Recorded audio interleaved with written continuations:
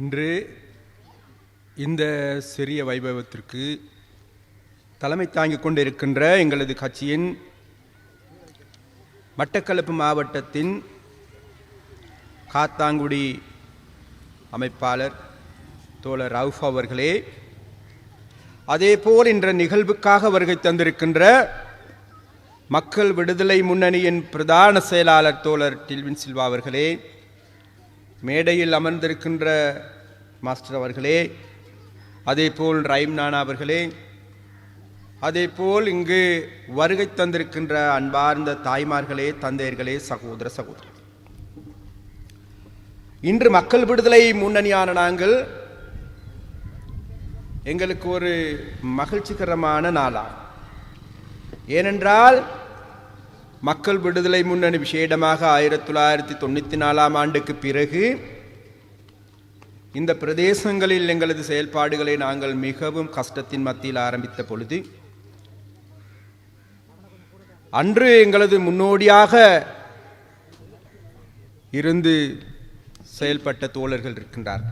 பிறகு இந்த பிரதேசத்தில் எங்களது அரசியலை மேம்படுத்தும் முகமாக நாங்கள் கடந்த காலங்களில் எங்களது செயற்பாடுகளை பல தடவைகள் பலவிதமான முறையில் முன்னெடுத்திருக்கின்றோம்.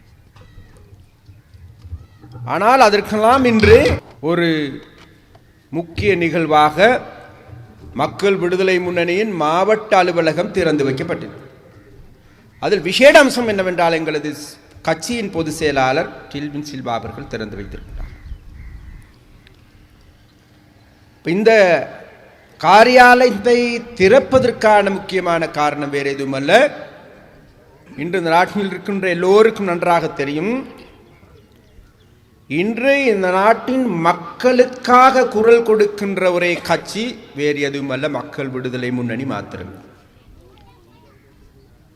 அந்த மக்கள் விடுதலை முன்னணியை இன்று என்றும் இல்லாதவாறு பெருவாரியான மக்கள் ஆற தழுவிக் கொண்டிருக்கின்றார், அரவணைத்துக் கொண்டிருக்கின்றார், அதன் கொள்கைகளை பின்பற்றுவதற்கு தயாராகி வருகின்றார், அதன் செயற்பாடுகளை முன்னெடுப்பதற்கு தோள் கொடுப்பதற்கு இளைஞர்கள் யுவதிகள் முன்வந்து கொண்டிருக்கின்றார். அது மாத்திரமல்ல, கடந்த காலங்களில் மக்கள் விடுதலை முன்னணிக்கு ஏற்பட்ட பின்னடைவுகள், கஷ்டங்கள், துன்பங்கள் அனைத்தும் நீங்கி இன்று மக்கள் விடுதலை முன்னணி ஏறு முகத்தை நோக்கி நகர்ந்திருக்கின்றது.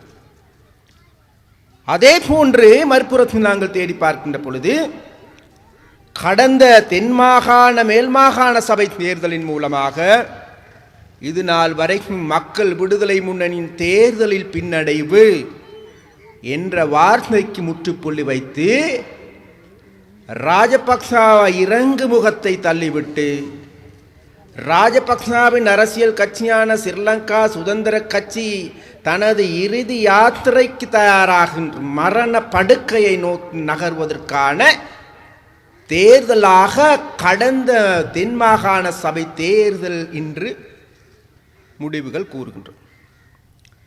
ஏன் நாங்கள் இவ்வாறு கூறுகின்றோம் என்றால் உங்கள் எல்லோருக்கும் தெரியும், இன்று இந்த நாட்டில் ஆட்சி நடாத்தி கொண்டிருப்பவர் வேறு யாருமல்ல, ராஜபக்சாக்கள் ஆகும்.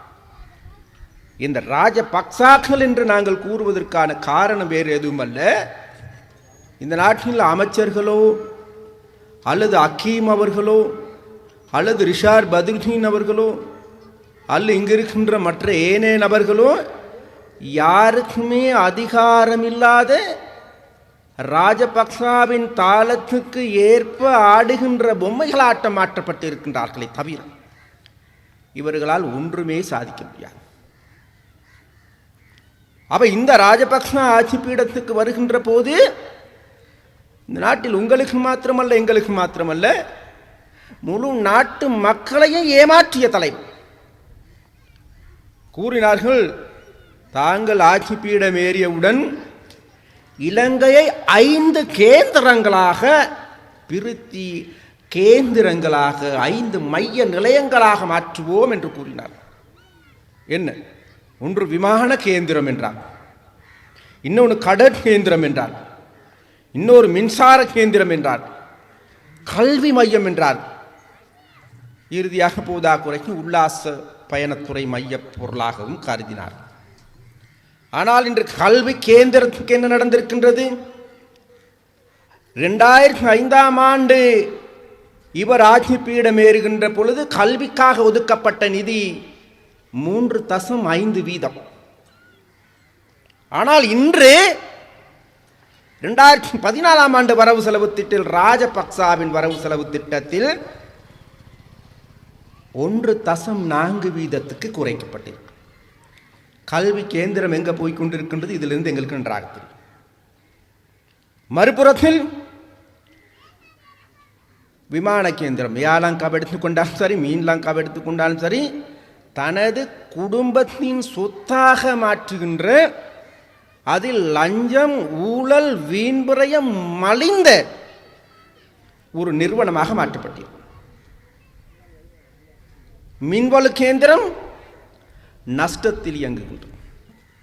எண்ணெய் கேந்திரம் நஷ்டத்தில் இயங்குகின்றது. கடல் கேந்திரம் கப்பல் வராத துறைமுகத்தை துறந்து வைத்திருக்கின்றார். கப்பல் வராத துறைமுகங்கள் அம்பாந்தோட்டையில் அமைக்கப்பட்டிருக்கின்றன. விமானம் இறங்காத விமான நிலையம் அமைக்கப்பட்டிருக்கும். அதனால் இந்த 5 கேந்திரங்களும் இன்று செயலிழந்து போன பேச்சுக்களாக மாறியிருக்கும். ஒரு புறம். மறுபுறத்தில் கூறினார்கள், 2009ஆம் ஆண்டு மே மாதம் 19ஆம் தேதி பிரபாகரன் முடிந்து விட்டார்கள், அதனால் இனி நாட்டில் யுத்தம் கிடையாது. யுத்தம் நடக்கின்ற காலத்தில் கூறினார்கள், யாரும் சத்தம் போடக்கூடாது, வேலைவாசி பிரச்சனையா, விலைவாசி பிரச்சனையா, வேலையில்லா பிரச்சனையா, அல்லது ஏனைய பிரச்சனைகளா, எந்த ஒரு பிரச்சனையாக இருந்தாலும் பரவாயில்லை, நாட்டில் அதோ பிரபாகரன் என்கின்ற பூச்சாண்டி இருக்கின்றான், அவன் அங்கு குண்டு வெடிக்கின்றான், இங்கு குண்டு வெடிக்கின்றான், அப்படி நடக்கின்றது, இப்படி நடக்கின்றது, அதனால் யாரும் சத்தம் போடக்கூடாது என்று கூறினார். இந்த நாட்டில் இருந்த தமிழ், சிங்கள, முஸ்லிம் அனைத்து மக்கள் இதை பொறுமை காத்து கொண்டிருந்தார். ஆனால் இன்று நமக்கு நன்றாக தெரியும், யுத்தம் முடிந்த 5 ஆண்டுகள் ஆகின்றது. 5 வருடங்களுக்கு பிறகு நாங்கள் திரும்பி பார்க்கின்ற பொழுது 2009ஆம் ஆண்டு இருந்த அரிசியின் விலை, அன்னைக்கு இருந்த பருப்பின் விலை, சீனியின் விலை, மரக்கறியின் விலை, மீனின் விலை அனைத்தும் பல மடங்காக அதிகரித்திருக்கின்றது. நாட்டில் மக்களுக்கு வருமானம் அதிகரித்திருக்கின்றதா? கிடையாது. 2005ஆம் ஆண்டு ஆட்சி பீடம் ஏறுகின்ற பொழுது ஒரு 4 பேரை கொண்ட குடும்பத்தின் வாழ்க்கை செலவு 25,000 ரூபாய். இன்று ராஜபக்சாவின் 9 வருடங்களுக்கு பிறகு நாங்கள் இன்று தேடி பார்க்கின்ற பொழுது 49,000 ரூபாய்க்கு அதிகரிக்கப்பட்டிருக்கின்றது. அப்படியானால் இதற்கு ஏற்ப நாட்டில் இருக்கின்ற அரசாங்க ஊழியர்களுக்கு, நாட்டில் இருக்கின்ற ஏனைய தனியார் துறை 80 லட்சம் ஊழியர்களுக்கு, இங்கு இருக்கின்ற மீனவர்களுக்கு, இங்கு இருக்கின்ற விவசாயிகளுக்கு, ஏனைய ஊழியர்களுக்கான உதவிகள், நிவாரணங்கள் வழங்கப்பட்டனவா என்று தேடி பார்க்கின்ற பொழுது இல்லை.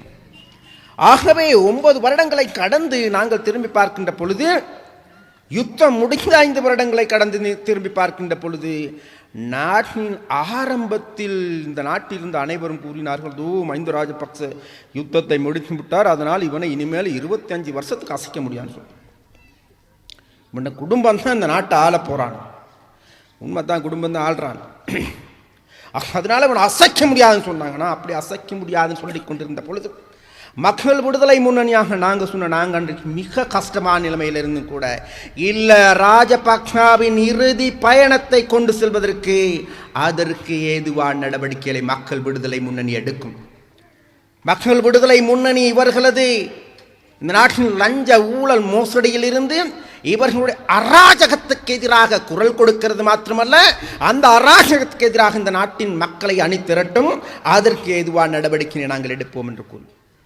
அதற்கு இசைவாக இன்று நீங்கள் எல்லாம் திரும்பி பார்ப்பீர்களாக இருந்தால், இன்று மிகவும் தெளிவாக தெரிகின்றது என்னவென்றால், ராஜபக்சாவின் மீது நாளுக்கு நாள் மக்கள் எதிர்ப்பு அதிகரித்து இருக்கின்றது. இந்த அரசாங்கத்தை எப்படா வீட்டுக்கு அனுப்புறேன்னு பார்க்குறாங்க மக்கள். அது தமிழா, சிங்களமா, முஸ்லிமா இல்லைங்கிறது எல்லாரும் மத்தியிலும் இருக்குது. ராஜபக்சாவின் அரசாங்கத்துக்கு சாவுமணி அடிக்கிறது எப்படி? சரளமாக சொல்லப்படும். ஏண்டா அந்த அளவு அராஜகத்தை கட்டவிழ்த்து விடுகின்ற ஆட்சியாளர்கள், அந்த அளவு மக்கள் மீது மேலும் மேலும் வன்முறைகள் மாத்திரமல்ல, மக்களை வதைக்கின்ற அரசாங்கம் இது.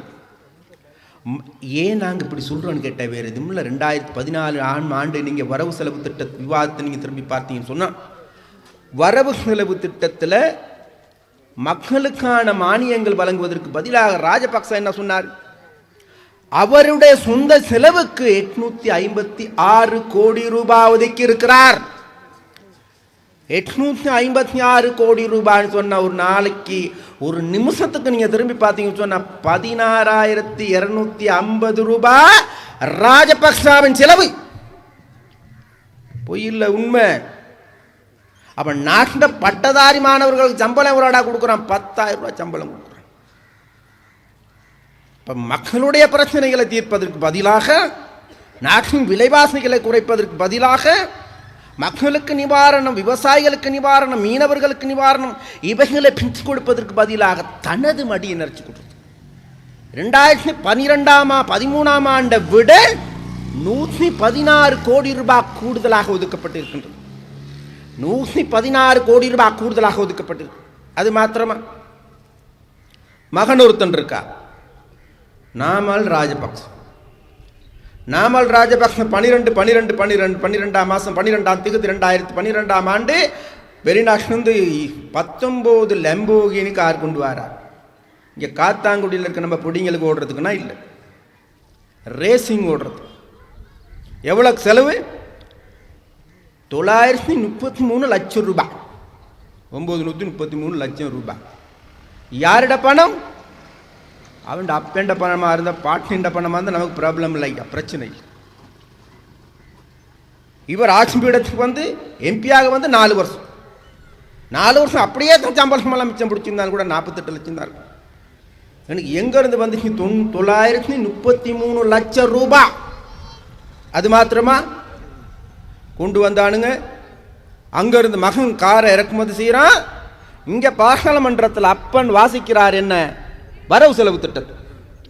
வரவு செலவு திட்டத்தில் சொல்ற, அந்த பாருங்க, இந்த நாட்டுக்கு லம்போகினி கார் வரும்போது அந்த கார்களுக்கான முற்றாக வரியை நான் நீக்கிறேன். யாருடைய தேவை? திரைவிலுக்கான வரி அதிகரிக்கப்பட்டது. மோட்டார் சைக்கிளுக்கான, பைசிக்கிளுக்கான, சின்ன கார்களுக்கான, பட்டா வேன்களுக்கான, லொரிகளுக்கான வரி அதிகரிக்கப்பட்டு மக்கள் மீது மேலும் மேலும் வதைக்கின்ற அரசாங்கம் ரேசிங் காருக்கான செலவை நீக்கிறானுங்க, வரியை நீக்கிறான். யார் ரேஸ் விடுறா? கொழும்பை இழுத்து மூடுறானுங்க. உலகத்தில் எங்கேயும் நடக்காத. கொழும்பு இலங்கை தலைநகரம் தனது பிள்ளையினுடைய திருப்தியை பார்க்கறதுக்காக, தனது பிள்ளையினுடைய ஆசையை பூர்த்தி செய்யறதுக்காக இந்த ராஜபக்சா செய்கிற அநியாயம். அப்ப இது நான் சொல்ல வரேன் என்கிட்ட, இந்த அநியாயங்களுக்கெல்லாம் ஒரு நாள் நீதி கிடைக்கும். அநீதி எந்த காலம் அநீதி செய்து கொண்டிருக்க முடியாது. அது மாத்திரமா? மறுபக்கம் கொண்டாந்து இந்த நாட்டை நாசமாக்குற நடவடிக்கை. போதைப் பொருள் கொண்டு வரானுங்க. 261 கிலோ. யாரா கொண்டு வந்தா? வேற யாருக்கும் இல்லை, நம்முடைய பிரதமர் ஐயா திமுக ரத்ன ஐயா. மகன் போயிட்டு கடிதம் அனுப்புறாரு, இந்த பாரு இந்த கண்டெய்னரை ரிலீஸ் பண்ணு.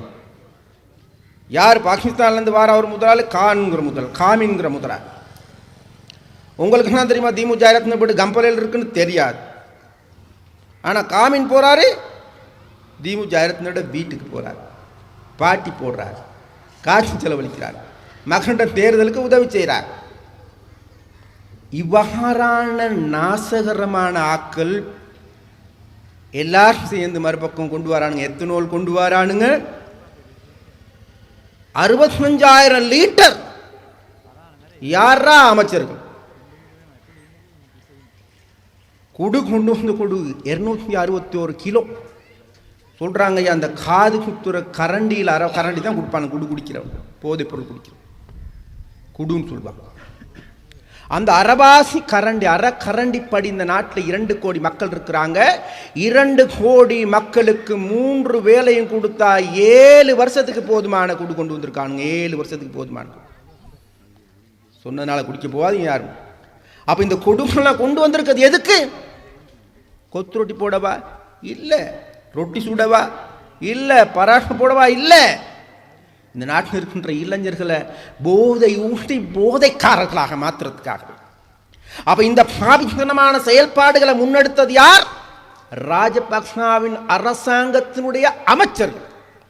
அது மாத்திரமா, நாட்டிற்கு கொலை, கொள்ளை, கற்பழிப்பு, நாட்டில் இருக்கின்ற வன்முறைகள், சிறுவர் துஷ்பிரயோகம், பெண்கள் மீதான பாலியல் வன்முறை, யார் காரணக்கர்த்தாக்கள் தேடி பார்த்தீங்க? எல்லாம் பிரதேச சபை தலைவர்கள், பிரதேச சபை உறுப்பினர்கள், யார் எல்லாமே ராஜபக்ச அரசாங்கத்தினுடைய கைக்கூலிகள். அப்ப இந்த நாடு எங்க போய் கொண்டிருக்குதுன்னு கேட்டா வேற எதுவும் இல்லை, இந்த ராஜபக்சாங்கிற குடும்பம் சேர்ந்து கொண்டு இந்த முறை வரவு செலவு திட்டத்தில் நீங்க தேடி பார்த்தா 141% நிதி யாருக்கு ஒதுக்கப்பட்டிருக்குன்னு கேட்டால் வேறு யாருக்கும் இல்லை, 3 அமைச்சுக்களுக்கு. ஒரு அமைச்சு பசில் ராஜபக்சா, இன்னொன்று கோட்டாபய ராஜபக்சா, இன்னொன்று மஹிந்த ராஜபக்சா. நாட்டில் 65 அமைச்சர்கள், 65 அமைச்சர்கள் இருக்கின்ற பொழுது 3 அமைச்சர்களுக்கு 141% நிதி ஒதுக்கப்பட்டிருக்குது. அப்படியா இருந்தா முழு நாட்டினுடைய சொத்துக்கள் யார் கையில் இருக்குன்னு கேட்டால் ராஜபக்சாவின் கை. இந்த நாட்டில் வான்பரப்பு யார் கையில் இருக்குன்னு கேட்டா ராஜபக்சாவின் கை. இந்த கடல் பரப்பு யார் கையில் இருக்கு? ராஜபக்சாவின் கை. நிதி யார் கையில் இருக்குது? போலீஸ் யார் கையில் இருக்குது? இராணுவம் யார் கையில் இருக்குது? பாராளுமன்றம் யார் கையில் இருக்கு? சட்டத்துறை யார் கையில் இருக்கு? எல்லாம் ராஜபக்ச மயமாக்கப்பட்டிருக்கு. அது மாத்திரமல்ல, தனது குடும்பத்தின் ஊடாக இன்றைக்கு சகல அரச தனியார் நிறுவனங்கள் எல்லாமே இன்றைக்கு ஆதிக்கம் செலுத்துகின்ற நபர்களாக மாறியிருப்பது யாரு? ராஜபக்சாவின் குடும்பம். அதனால இந்த குடும்பத்தின் கொடூரம் இன்றைக்கு அதனுடைய கோர முகம் இன்றைக்கு அம்பலமாகி கொண்டிருக்குது, வெளிச்சத்துக்கு வந்து கொண்டிருக்குது. வெளிச்சத்துக்கு வந்ததன் காரணமாக உங்களுக்கெல்லாம் தெரியும், இன்றைக்கு தென் பகுதியை பெரிய முன்னேற்றம் செஞ்சாங்க. ஆம்பாத்தோட்டைக்கு தான் துறைமுகத்தை திறந்தானுங்க, ஆம்பாத்தோட்டைக்கு தான் விமான நிலையத்தை அமைச்சானுங்க, அங்கத்தான் பெரிய கிரவுண்ட் ஒன்று வெட்டினானுங்க, அங்கத்தான் ஹோட்டல்ஸ் கட்டினானுங்க, அங்கத்தான் இருக்கின்ற தடாகங்கள், நீச்சல் தடாகங்கள் அமைச்சானுங்க, அங்கத்தான் பெரிய பெரிய ஹால்லாம் கட்டினானுங்க. எல்லாம் கட்டி போட்டு இந்த அம்பாந்தோட்டை சொர்க்கம் புரிகின்ற நாடாக மாற்றிட்டு. அப்போ என்ன நடந்துச்சு? கடந்த தேர்தல் நடந்துச்சு. தேர்தல் நடக்கின்ற போது நடந்துச்சு, முழு அமைச்சர்மார்களும் போனானுங்க, அங்கே இருந்தார்கள். நாமல் ராஜபக்சாக்கள் இருந்தானுங்க. மஹிந்த ராஜபக்ச 2 வாரமாகவும் தனது அங்கே இருக்கின்ற அவரோட வீட்டில் இருந்து கொண்டு தனது சொந்த கிராமத்தை பாதுகாக்கிறதுக்காக வேண்டி செயல்பட்டு கொண்டு. ஆனால் அங்குள்ள மக்கள் என்ன சொல்லியிருக்கிறாங்க? 18,000 ஓட்டால மஹிந்த ராஜபக்சாவை தோல்வி அடை செஞ்சிருக்கிறாங்க அம்பாந்தோட்டையில் வாழ்கின்ற மக்கள். யாருக்கு வெற்றி கிடைச்சிருக்குது? மஹிந்த ராஜபக்ச இறங்கு முகம், ரணில் விக்ரமசிங்காவும் இறங்கு முகம், ஜேவிபி ஏறுமுகத்தில். ஜேவிபியினுடைய தோழர்கள், ஜேவிபி மாத்திரமே அரசியல் ரீதியாக வெற்றி பெற்றிருக்கு. அம்பாந்தோட்டையில், காலியில அப்படி, மாத்தரையில, கொழும்பு ராஜபக்சா தோல்வி. என்ன செஞ்சாங்க? அங்கத்தான் அழகுபடுத்துறானுங்க, அதை செஞ்சானுங்க, இதை செஞ்சாங்க. பாராளுமன்ற சுற்றுவட்டத்தை பார்த்தீங்கன்னா இனி இல்லைங்கிற எல்லா விளையாட்டு செஞ்சாங்க. அது மாத்திரம் இருக்கின்ற குடுக்காரனுங்க, கொள்ளக்காரனுங்க எல்லாரும் சேர்ந்து கோடி கணக்கில் பணம் இறைச்சானுங்க மக்களையே மாற்றத்துக்காக. பசில் ராஜபக்ச எங்க இருந்தாரு? இதுக்கு தலைவர் கம்பா மாவட்டத்தில். என்ன நடச்சு? 1,50,000 வாக்குகள் தோல்வி. எல்லாம் ஒட்டு மொத்தமாக 17 உறுப்பினர்கள் இல்லாமல் போயிட்டாங்க. ஆகவே மறுபுறத்தில் நீங்க தேடி பார்த்தீங்க சொன்னா அரசியல் ரீதியாக மக்கள் விடுதலை முன்னணி மேலே வந்திருக்கு. ஏன்னா மக்கள் விடுதலை முன்னணிங்கிறது மற்ற கட்சிகள் மாதிரி இப்போ கிட்டத்தில் வராங்க. நேற்று பூத்த கட்சிகள் கொஞ்சம் இருக்கு, அது நாளைக்கு இல்லாமல் போகிற கட்சிகள். மக்கள் விடுதலை முன்னணி அப்படி இல்லை. மக்கள் விடுதலை முன்னணி மிகவும் திடகாத்திரமாக, மிகவும் சரியான முறையில் தனது கொள்கை அடிப்படையில் இருந்து செயல்படுகின்ற கட்சி.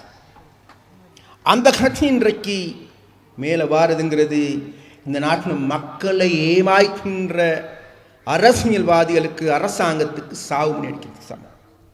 விசேடமா ராஜபக்ச அவர்கள்.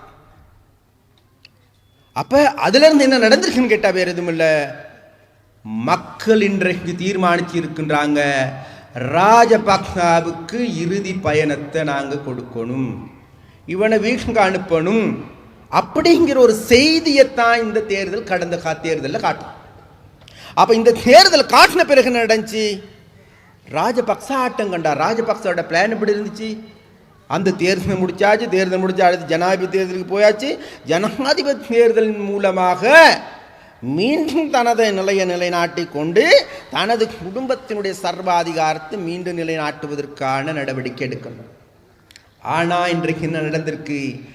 மஹிந்த ராஜபக்ச எடுக்கின்ற கனவுகரமான நடவடிக்கை எல்லாம் இன்றைக்கு பின்போடப்பட்ட வேண்டிய நிலைமை பின்தள்ளப்பட்டிருக்கின்ற நிலைமைக்கு. அவ்வாறு பின்தள்ளப்படுகின்ற பொழுது மறுபுறம் நீங்கள்லாம் தேடி பார்த்தீங்கன்னா உங்களுக்கு நன்றாக தெரியும். நாங்கள் நினைக்கிறோம் ராஜபக்சாவுக்கு இந்த பின்னடைவுகளின் காரணமாக தனது அரசியலை தக்க வச்சு கொள்ளணும், அதிகாரத்தை தக்க வச்சு கொள்ளணும், தாங்கள் சூறையாடின கொள்ளை அடித்த பணத்தை தக்க வச்சு கொள்ளணும், தக்க வைக்கணுமா இருந்த ஆட்சி அதிகாரத்தை மீண்டும் கைப்பற்றணும். ஆட்சி அதிகாரத்தை கைப்பற்றுறதா இருந்தா இனி மக்கள் மத்தியில் போயிட்டு சொல்ல இயலாது, ஆணையத்தாரன் பூணையத்தாரன் அபிவிருத்தியத்தாரன் சொல்ல இயலாது. என்ன செய்யலாம்? அப்படியா இருந்தா பார்த்தானுங்க சிங்கள மக்கள் மத்தியில் எப்படி அப்படி நிலைமை இருக்குது, முஸ்லிம் மக்கள் மத்தியில் எப்படி நிலைமை இருக்குது. இதுக்கு பிறகு இனிமேல் பிரபாகரன் என்கின்ற பூச்சாண்டி இனிமேல் காட்ட இயலாது. அப்படியா இருந்தால் என்ன நடக்குது? இந்த பாருங்க ஹலால்ங்கிற பூச்சாண்டி ஒன்று இருக்குது, இதை காட்டணும். இந்த பருதகாணிகின்ற பூச்சாண்டி ஒன்று இருக்குது, இதை காட்டினான். இந்த குல்லா போடுற பூச்சாண்டி ஒன்று இருக்குது, இதை காட்டினான். பிறகு இந்த இப்பொழுது முஸ்லிம்களுக்கு எதிரான வன்முறைகள் கட்டவிழ்த்து விடப்படும். யாரா கட்டவிழ்த்து விடப்படுறாங்க? வேற யாரும் இல்லை, இந்த ராஜபக்ச அரசாங்கம். அப்ப இவனுக்கு ஆட்சியில் இருக்கின்ற போது, சகல அதிகாரங்களும் இருக்கின்ற போது நாட்டில் நடக்குது அநீதி. அப்ப அவ்வாறான அநீதி நடக்கின்ற பொழுது என்ன நடக்கணும்? இந்த அநீதிக்கு எதிரான நடவடிக்கைகள் எடுப்பதற்கு பதிலாக பார்த்து கொண்டிருக்கிறானு, கை கட்டி கொண்டிருக்கிறான். நம்மளோட போலீஸ்கார ஐயமார்கள் அந்த பாருங்க அவனுக்கு காவி உடைய தரிச்சு கொண்டு வந்து நாட்டில் வன்முறையை கட்டவிழ்த்து விடப்படுகின்ற பொழுது கை கொட்டி பார்த்து கொண்டிருக்க. ஏன்? வேறு யாரும் அல்ல, இதற்கு பின்னால பெரிய அரசியல் கரம் மறைந்திருக்குது. அந்த கரம் கேட்ட ராஜபக்ச குடும்பத்தினுடைய கரங்கள். அப்ப ராஜபக்ச இந்த இந்த இந்த இந்த பயங்கரவாத அமைப்புகளுக்கு, இந்த சேனாக்களுக்கு காரியாலயம் திறந்தாங்க. அலுவலகம், அலுவலகத்தை திறந்து பார்க்க போறது யார்? திறந்து வைக்க போறது யாரு? வேறு யாரும் ராஜபக்சாவின் குடும்பம், அவங்களோட சகோதரர்கள். ஏன்? அப்ப இவனுங்க அங்க போயிட்டு அதுகளை திறந்து வச்சு அவனோட பேச்சு எப்படி இருக்குது, அவங்களோட செயல்பாடுகள் எப்படி இருக்கு, இந்த நாட்டில் இனங்களுக்கு இடையே நல்லுறவை ஏற்படுத்த வேண்டிய தேவை, தமிழ் சிங்கள முஸ்லிம் மக்கள் ஒரு கொடியின் கீழ் வாழ வேண்டிய தேவை. அப்படி இருக்கின்ற பொழுது மக்களை பிரிக்கின்ற நடவடிக்கைகளை எடுக்கின்ற பயங்கரவாத அடிப்படைவாதிகளுக்கு ஆதரவு அளிப்போர் வேறு யாரும் அல்ல, ராஜபக்சாவின் அரசாங்கம். அப்ப இந்த ராஜபக்சாவின் அரசாங்கம் ஏண்டா இதுகள்லாம் செய்து கேட்ட வேற எதுவும் அல்ல. இன்றைக்கு அவனுக்கு தெரியுது அவன் இருப்புக்கு இன்னைக்கு ஆபத்து ஏற்பட்டிருக்குது, தாங்கட குடும்ப ஆதிக்கத்துக்கு ஆபத்து ஏற்பட்டிருக்குது. அது மாத்திரமல்ல, இன்றைக்கு பாராளுமன்றத்தை எடுத்து பார்த்தாலும் சரி, வீதியில் எடுத்து பார்த்தாலும் சரி, போராட்டங்கள் எடுத்து பார்த்தாலும் சரி, மாகாண சபை எடுத்து பார்த்தாலும் சரி, எல்லா துறைகளையும் மக்கள் விடுதலை முன்னணி மேலே எழுந்திருக்குது. பாராளுமன்றத்தில் அக்கு வேற ஆணி வேற, மக்களுடைய பிரச்சனை பேசுறாங்க. பிரச்சனை வந்துச்சு, அழுக்க மேல பிரச்சனை வந்துச்சு. பாராளுமன்றத்தில் பேசுனது யாரு? அக்கீம் எல்லாம் மௌனிச்சு போய்க்கும். நாங்க எங்க இருந்தாலும் பரவாயில்ல, அரசாங்கத்தோட தான் இருக்கணும். அதே அரசாங்கத்தில் ஜனாதிபதி சொல்றாரு ஒரு கூட்டத்தில் வச்சு, இந்தா பாருங்க முஸ்லீம் பள்ளி உடைக்கிறாங்களாமே, எனக்கு தெரியாது, பக்கத்தில் இருக்கிறான் யாரு? ரிஷாட் பதுருதீன். அப்ப இவனுங்க மஹிந்த ராஜபக்ச கிட்ட வாய் திறந்து பேசுறதுக்கு வக்கில்லாத தலைவர்கள், வேற எதுவும் இல்லை. முஸ்லிம் தலைவர்கள்ங்கிறது முஸ்லிம் மக்களுடைய பிரச்சனை அதிகரிக்கின்ற பொழுது, முஸ்லிம் மக்கள் மேலும் மேலும் மேலும் வன்முறைகள் கட்டவிழ்த்திடப்படுகின்ற பொழுது, அவர்களுடைய வாசஸ்தலங்கள் அடித்து நொறுக்கப்படுகின்ற பொழுது இதுக்கெல்லாம் காரண கர்த்தாக்களா இருப்பவர்கள் வேறு யாரும் அல்ல, ராஜபக்சாவின் அரசாங்கம் என்றும் தெரிந்து கொண்டு அவன் காலை நக்கி பிழைக்கிறாங்கன்னு சொன்னா என்ன முஸ்லிம் தலைவர்கள் ஐயா? அதனால வேண்டி இன்னைக்கு முஸ்லிம் தலைவர்களுக்கு ஒரு கடப்பாடு ஒன்று இருக்குது. என்ன அப்ப நான் பார்த்துருந்தா பாருங்க, முஸ்லிம் இளைஞர்களாக வெளியிடப்படுகின்ற வெப்சைட் ஒன்று. அந்த வெப்சைட்ல போட்டிருக்காங்க, முஸ்லிம் தலைவர்கள் பேச வேண்டிய பேச்சியை ஜேவிபி அனுரகுமார திசாநாயக் அவர்கள் பேசியிருக்கின்றார். முஸ்லிம் தலைவர்கள் ஆக்ரோஷமாக ஒழிக்க வேண்டிய பேச்சு மக்கள் விடுதலை முன்னணியின் தலைவர் அனுரகுமார திசாநாயக்கா பாராளுமன்றத்தில் போர்க்குரல் கொடுத்திருக்கின்றான். 14 நாங்கள் சொல்ல வாரம் என்னன்னு கேட்ட வேறு எதுவுமல்ல, நம்மளோட செயலாளர் இருக்கிறாரு, முக்கியமான பேச்சுன்னு பேசுவார். இப்ப 14 நமக்கெல்லாம் இருக்கின்ற தேவை இதுக்கு பிறகு ஐயா, இந்த நாட்டில் எல்லாரும் தமிழோ சிங்களமோ முஸ்லிமோ மூவின மக்கள் நாங்கள் சொல்றோம், தமிழ் மக்களை பாதுகாத்துக் கொள்ளுகின்ற அந்த பாருங்க தோட்ட மக்களை பாதுகாக்கணும் தொண்ட மாடல அங்க உள்ள மக்களும் ஏமாத்தி அவர்களை பகடை காய்களாட்டம் மாற்றி அவனுடைய உயிரையும் உதிரத்தையும் உறிந்தி கொடுக்கின்ற அட்டைகளாட்டம் மாறி இருக்கின்றார்கள். தவிர அந்த மக்களுக்கு எந்த விதமான உரிமைகள் பெற்று இந்த பக்கம் இருக்கிறான் தமிழ் கூட்டமைப்பு, அந்த கூட்டமைப்பு, இந்த கூட்டம், என்ன எந்த நாட்டில் பார்த்தாலும் பேப்பர்ல இருப்பானுங்க, பாரு அப்படி அணியா நடக்குது, இப்படி அணியா நடக்குது. ஆனால் இன்றைக்கு தெரியும், கிழக்கு மாகாணத்தில் விதவையாக்கப்பட்ட பெண்கள் 1 லட்சத்துக்கு அதிகமான பெண்கள், அதில் முஸ்லிம் பெண்கள் இருக்கிறாங்க. விசேடமாக சுனாமி நேரத்தில் பாதிக்கப்பட்டவர்கள் கூட இருக்கிறாங்க. என்ன தீர்வு? யுத்தத்தால் 28,000 குழந்தைகள் பெற்றோர்களை இழந்திருக்கின்றார்கள். 8,000க்கும் அதிகமான முதியவர்கள் யாரும் அனாதைகளாக்கப்பட்டிருக்கிறார்கள். முடமாக்கப்பட்டவர்கள் 18,000 பேர் காலோ கையோ உடல்ல ஒரு பகுதி இல்லாம போனவர். அது மாத்திரமல்ல, இன்று வடகிழக்கை சேர்ந்த மக்கள் 150% இன்னமும் கொட்டில்கள் வாழ்கின்றார்கள். 180% மக்கள் இன்னமும் ஏதோ முறை சார்ந்த முறை சாரா விதத்தில் கடனாளிகள், கடன்காரனாக மாற்றப்பட்டு முழு வடகிழக்கில் வாழ்கின்ற மக்கள் கடன்காரனாக மாற்றப்பட்ட நாள். இவ்வாறான ஒடுக்குமுறைக்குள்ளாக்கப்பட்டிருக்கின்ற பொழுது இந்த பிரச்சனைகள் இருந்து இந்த மக்களை மீட்டெடுக்கிறதுக்கு என்ன செஞ்சிருக்கிறாங்க இருப்பாங்க டிஎன்ஏஓ ஓய். அப்ப எல்லாருமே வேற எதுவும் இல்லை, மக்களுடைய பிரச்சனைகளை வைத்துக் கொண்டு தாங்களுடைய அரசியலை நடத்துறதுக்கு முயற்சிக்கின்றார்களே தவிர இந்த மக்களோட அணிதிரட்டி கொண்டு இந்த மக்களுக்குடைய பிரச்சனைகளுக்காக போர் கொடுக்கிறதுக்கு, குரல் கொடுக்கிறதுக்கு, அது மாத்திரமல்ல இந்த பிரச்சனைகளை தீர்ப்பதற்கான வழிவகைகளாக சொல்லியிருக்கின்றாங்களா? இல்லை. ஆனா மக்கள் விடுதலை முன்னணியான நாங்கள் இந்த நாட்டின் பிரச்சனையை தீர்ப்பது எப்படி, இந்த நாட்டின் தேசிய பிரச்சனையை தீர்ப்பது எப்படி என்று விஞ்ஞான ரீதியான கருத்துக்களை முன்வைத்தவர்கள் வேறு யாரும் அல்ல, மக்கள் விடுதலை முன்னணியாக. அண்மையில் கடந்த பிப்ரவரி மாதம் 2ஆம் தேதி எங்களுடைய சக்தி மகாநாடு கூடணும். மகாநாட்டில் புதிய வேலை திட்டத்தை முன்வைச்சோம்.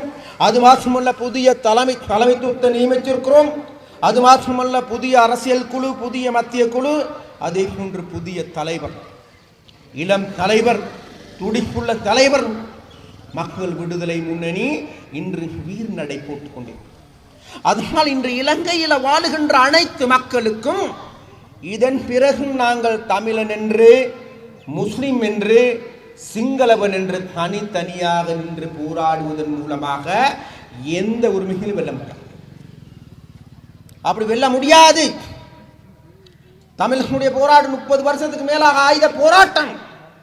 என்ன நடந்துச்சு யாருக்கும் தெரியாது. இன்னைக்கு என்ன நடந்திருக்கு? தமிழ் மக்களிடம் இருந்த வீரம், அவர்களுக்கு கலை கலாச்சாரத்தில் இருந்து அனைத்தையும் அழிக்கப்பட்டிருக்கின்றது. அங்குள்ள மக்கள் முடமாக்கப்பட்டிருக்கின்றார்கள். அந்த முடமாக்கப்பட்ட மக்கள் இந்த இராணுவ அராஜகத்தின் கீழ், அவர்களுடைய இரும்பு சப்பாத்தின் கீழ் மிதிக்கப்பட்டு அவர்களது உரிமைகள், பேச்சுரிமை, ஜனநாயகம், மனுரிமை அனைத்தையும் மறுக்கப்பட்டு இவனுடைய அராஜகம் கோலச்சுகின்ற நிலைமைக்கு இன்றைக்கு வடகிழக்கு பிரதேசங்கள் இருக்கு. இதான் உண்மை. அப்ப இதுகளுக்கு எதிராக போராடணுமா இல்லையா? போராடு.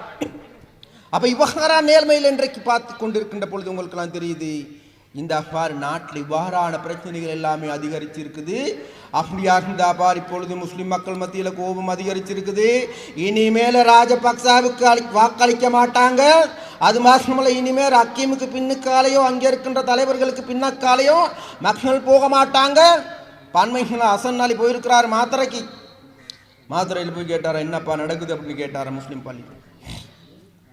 ஐயா மன்னிச்சு கொள்ளணும், இது நாள் வரைக்கும் நாங்கள் உங்களுக்கு ஆதரவளித்தது உண்மை. எதிர்காலத்தில் நாங்கள் கோபம் இல்லை. ஆனாலும் கூட இன்றைக்கு எங்களுடைய பிரச்சனைகளை பேசுகின்ற தலைவர்கள் வேற யாரும் அல்ல, ஜேவிபின்னு சொன்னாங்க. இதே அசன் அலி கிட்ட கேட்டு பாருங்க. மாத்திரமல்ல, இன்றைக்கு அப்படியாப்பட்ட நிலைமைகள் அதிகரிச்சு. நாங்கள் பதுரையில் எங்களுக்கு அரசியல் செயல்பாடுகள் முன்னெடுத்திருக்கிறோம். நேற்று எங்கட சோம சமரசிங்கத்தோடு பதுரை நகரத்தில் விசேடமாக முஸ்லிம்கள் வந்து ஆற தழுவி கொண்டு yes sir we are with you sir அப்படின்னு சொல்றாங்க. நீங்க மாத்திரத்தை எங்களுக்காக போராடுகின்றீர்கள். அதனால வேண்டி இந்த காரியாலயத்துக்கு இருந்ததிலையும் ஒரு விஷய அம்சம் இருக்குது. இதற்கு பிறகு எங்களுடைய அரசியல் நடவடிக்கைகளை நாங்கள் முன்னெடுக்கிறதுக்கு இருக்கிற வேகமாக, அதற்காக உங்களோட ஒத்துழைப்புகள் தாங்கன்னு சொல்லி கேட்டுக்கொண்டு, இந்த அராஜக போக்குகளுக்கு எதிராக, இந்த இன வன்முறைகளுக்கு எதிராக இனியும் வேண்டாம் இனவாதம், இனியும் கருப்பு ஜூலாய் வேண்டாம், இனியும் தமிழ் சிங்கள முஸ்லிம் மக்களை பிரிக்கின்ற நிகழ்வு வேண்டாம். இந்த நாட்டில் தமிழனையும் சிங்களவனையும் முஸ்லிம் ஒன்று சேர்ந்து ஒரு கொடியின் கீழ் கொண்டு வர வேண்டிய தேவை இருக்குது. அந்த தேவையை நிறைவேற்றும் ஆற்றல் உள்ள கட்சி ஒரே கட்சி மக்கள் விடுதலை முன்னணி மாத்திரமே. அதனால வேண்டி அந்த மக்கள் விடுதலை முன்னணியோட கரங்கோர்த்து கொள்ளுங்கள், அதற்கு ஆதரவளியுங்கள். அதற்காக வேண்டி அதனோடு சேர்ந்து இந்த கட்சிங்கிறது, மக்கள் விடுதலை முன்னணிங்கிறது உங்களுடைய கட்சி, இந்த நாட்டில் உழைக்கின்ற மக்களுடைய கட்சி, இந்த நாட்டில் ஒடுக்கப்பட்ட மக்களுடைய கட்சி. இந்த கட்சியை கட்டி காத்து வளர்த்தி எடுக்க வேண்டிய பொறுப்பு உங்களிடம் இருக்கின்றது. அதற்காக வேண்டி எல்லோரும் மக்கள் விடுதலை முன்னணிக்கு ஆதரவு தாருங்கள் சொல்லி கேட்டுக்கொண்டு, இன்றைக்கு இந்த கூட்டத்திற்காக வருகை தந்த உங்கள் எல்லோருக்கும் எனது நன்றியும் வாழ்த்துக்களையும் தெரிவித்துக் கொண்டு, மீண்டும் நாங்கள் எல்லோரும் ஒன்றாக சேர்ந்து செயல்படுவோம். அதே போன்று தமிழ் சிங்கள முஸ்லிம் ஒற்றுமைக்காக வேண்டி நம்ம குரல் கொடுப்போம். அதற்கு தலைமை தாங்குவதற்கு ஜேவிபி தயார் என்று கூறிக்கொண்டு இன்று இந்த கூட்டத்தில் உங்களிடமிருந்து நான் விடைபெறுகின்றேன். நன்றி, வணக்கம்.